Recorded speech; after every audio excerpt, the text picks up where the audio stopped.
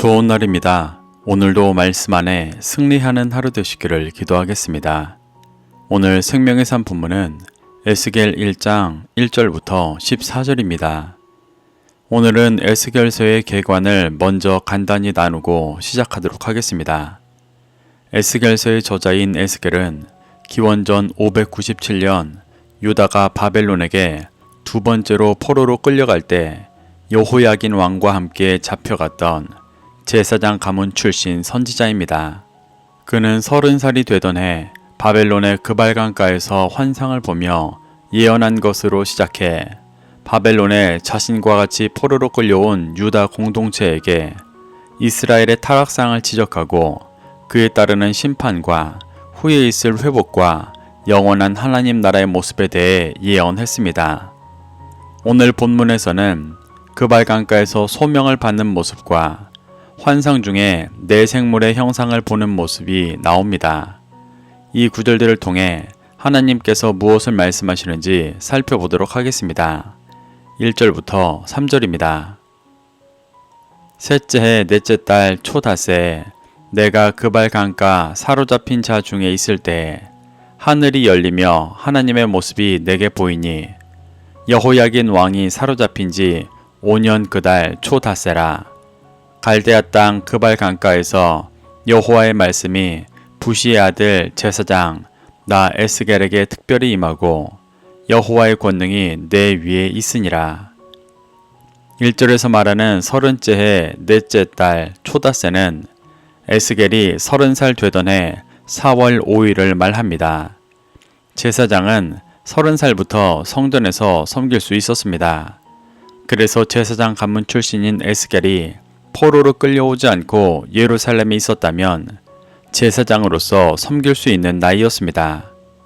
그는 비록 예루살렘 성전에서 제사장으로 세워져 섬기지는 못했지만 포로로 끌려와 제사장으로서 섬겨야 할 나이에 하나님께 소명을 받고 환상을 보며 선지자로서 살아가게 되었습니다.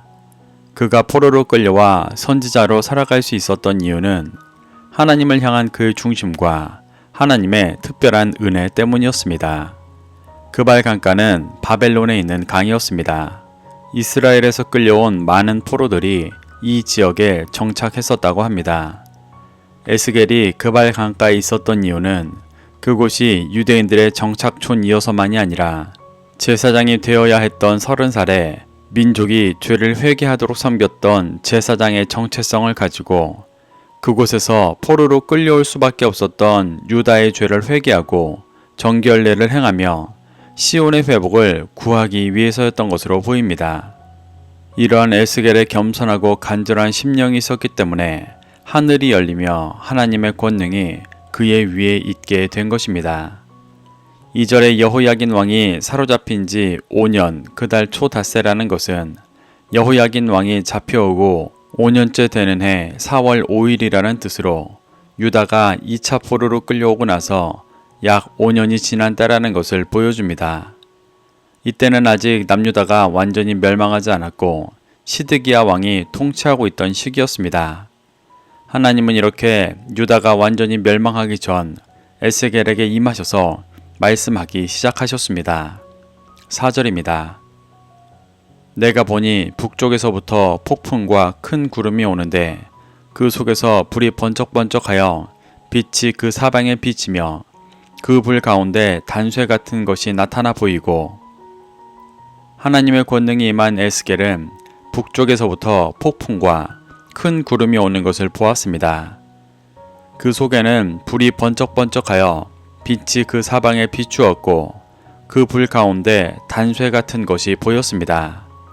이렇게 폭풍과 구름과 그 안에 번개와 불의 모습이 보여지는 것은 하나님의 임재가 있을 때 나타나는 특징입니다. 단쇠로 번역된 히브리어 하쉬말은 어떤 빛나는 물질이라는 뜻입니다. 하나님은 죄로 인해 포로 생활하고 있는 이스라엘 가운데 임재하시며 진리의 빛을 비춰주시고 계신 것입니다. 이는 하나님께서 포로로 끌려간 이스라엘을 버리신 것이 아니라 회개시키시고 진리로 연단시키셔서 다시 거룩한 제사장 나라로 세워가실 모습을 보여주고 있습니다. 5절부터 8절입니다. 그 속에 내 생물의 형상이 나타나는데 그들의 모양이 이러하니 그들에게 사람의 형상이 있더라. 그들에게 각각 네 얼굴과 네 날개가 있고 그들의 다리는 곧은 다리요 그들의 발바닥은 송아지 발바닥 같고 광낸 구리같이 빛나며 그 사방 날개 밑에는 각각 사람의 손이 있더라. 그 네 생물의 얼굴과 날개가 이러하니 에스겔은 북쪽에서부터 오는 폭풍과 구름 속에서 네 생물의 형상을 보았습니다. 그들의 모양은 사람의 형상이었는데 각각 네 얼굴과 네 날개가 있고 다리는 사람처럼 곧은데 발바닥은 송아지 발바닥 같고 광낸 구리같이 빛났었습니다. 또 그 사방 날개 밑에는 각각 사람의 손이 있었는데 에스겔은 지금은 이 네 생물의 존재가 무엇인지 기록하고 있지 않지만 에스겔 10장 20절에서 이들이 속죄소를 덮고 있는 천사인 그룹이라고 말하고 있습니다. 에스겔은 이들을 사람의 형상이라고 말하는데 이는 다른 말로 하면 태초의 인간을 하나님의 형상대로 만드셨기 때문에 사람의 형상인 네 생물 또한 하나님의 형상이라는 말도 됩니다. 이들은 하나님께서 자신의 형상대로 만드신 존재로 하나님의 뜻과 진리를 알고 쫓으며 하나님을 섬기는 존재임을 보여주고 있습니다. 또 네 생물의 발바닥이 송아지 같다고 말합니다. 송아지는 제사에 쓰이는 거룩한 짐승으로 네 생물이 거룩한 존재임을 드러냅니다. 그 발바닥이 광낸 구리 같다고도 하는데 광낸의 원어 칼날은 쇠를 불에 넣고 빼고 두들겨 빛을 낸다는 의미로 불의 연단의 과정을 의미합니다. 그래서 네 생물이 연단되어져 진리로 충만한 존재인 것을 드러내는 것입니다. 9절부터 10절입니다. 날개는 다 서로 연하였으며 갈 때에는 돌이키지 아니하고 일제히 앞으로 곧게 행하며 그 얼굴들의 모양은 넷의 앞은 사람의 얼굴이요 넷의 오른쪽은 사자의 얼굴이요 넷의 왼쪽은 소의 얼굴이요 넷의 뒤는 독수리의 얼굴이니 에스겔은 네 생물의 날개가 다 서로 연하였다고 말합니다. 여기서 연하다는 표현은 연결되어 있다는 의미입니다. 이들은 서로 연결되어 앞으로 갈 때에는 몸을 돌리지 않고 일제히 함께 앞으로 곧게 나아간다고 말합니다. 이들의 완전히 연합되어진 모습을 보여주는 것입니다.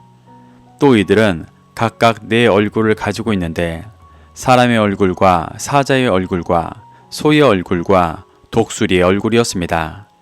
네 방향을 향하고 있는 네 가지의 얼굴은 민수기에서 이스라엘이 하나님께서 임재하시는 성막을 중심으로 네 방향을 향해 진을 형성했던 12지파의 각 방향별 상징들과 동일합니다. 이는 과거 출애굽했던 이스라엘의 진영의 모습이 하나님께서 임재하시는 보좌가 되었듯이 에스겔이 보고 있는 네 생물 또한 하나님께서 임재하시는 보좌가 되고 있는 것을 보여줍니다. 유다가 예루살렘 성전이 무너지고 포로로 끌려와 있지만 하나님의 임재가 다시 그들을 향해 오고 있고 다시 거룩한 제사장 나라로 회복시켜 주실 은혜를 보여주는 것이기도 합니다. 11절부터 12절입니다.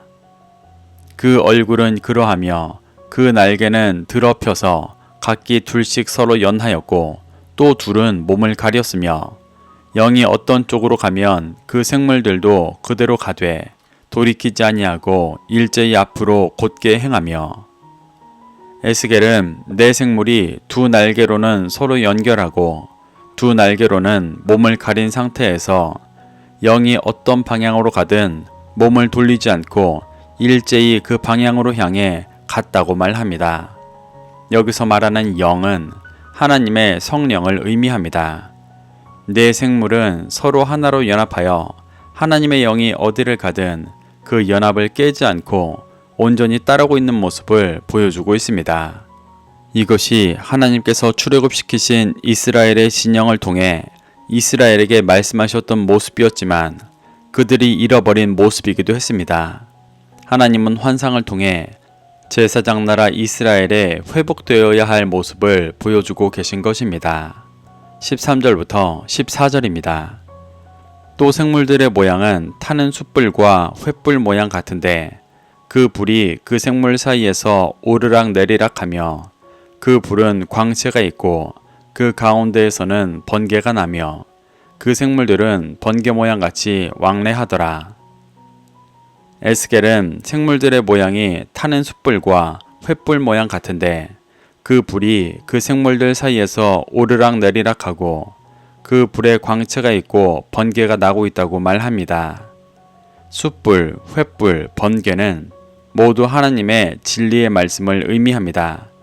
이것이 네 생물의 모양이고 오르락 내리락하고 왕래하고 있다는 것은 그들이 하나님의 진리로 완전히 둘러싸여 있고 그 진리의 빛을 비추고 있는 존재라는 것을 말하는 것입니다.